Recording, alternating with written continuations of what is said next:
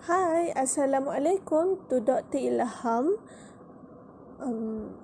Let me introduce myself. Myself is Farah Syafiqah binti Syarul Faizal and my team member Muhammad Amirul Hafizi bin Badri, Fakihah Nazihah binti Abdul Malik, Fatida Mira Farhana binti Ramli, Intan Najihah binti Muhammad Nasir, and lastly Nurul Afifah binti Abdul Manaf. Feed interrupt system. Hi, my name is Nurul Afifah. Now I will tell you the benefits of feed-in tariff system. First, it can help creating a green job. The growth of the renewable energy market will increase the job opportunities. For example, in 2006, the German renewables industry employs around 234,000 people, almost 60% of which were employed as a direct result of the German feed-in tariff law.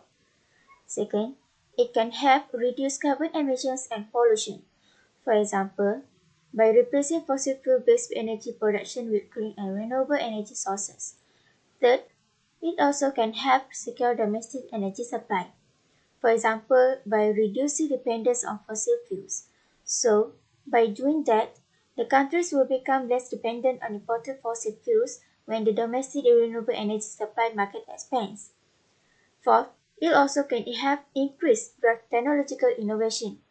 Good feed-in tariff rates for renewable energy will encourage investment in photovoltaic solar energy, concentrating on solar power and wind energy.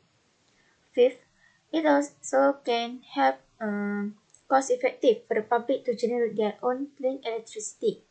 Sixth, it also can help provide fair market conditions for renewable, which without these renewable technologies would be unable to fairly compete with heavily subsidized conventional energy sources. Lastly, guarantee investment security for renewable energy investors. For example, guaranteed tariff rates for a specific time period. The cost per unit of electricity should be guaranteed for a specific time period once producers have connected to the grid. This ensures security of investment for producers, investors, and suppliers. Hi, my name is Farah Syafiqah. Okay, you can apply for feed support through one of two routes depending on the size and type of your installation. Alright, for small installation, home scale or small business solar PV, wind or CHP. Alright, you may use application are made to an energy supply. We call this MCS with accreditation. If you installing solar panels on the roof of your house, you should apply through this route. For large installation, commercial wind and solar PV and all hydro and AD applications are made two of them. We call this roof with accreditation. Assalamualaikum warahmatullahi wabarakatuh.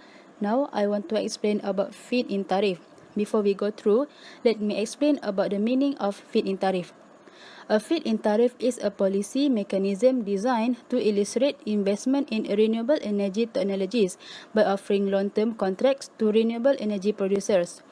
Their goal is to offer cost-based compensation to renewable energy producers, providing price certainty and long-term contracts that help finance renewable energy investment. Typically, feed-in tariff award different prices to different sources of renewable energy in order to encourage development of one technology over another. For example, technologies such as wind power and solar PV are awarded a higher price per kilowatt than tidal power. Feed-in tariff often include a degradation, a gradual decrease of the price or tariff to follow and encourage technological cost reductions.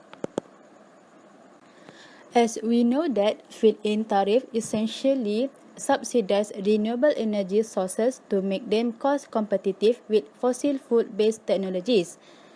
But higher subsidies have not necessarily yielded greater levels of renewable installation.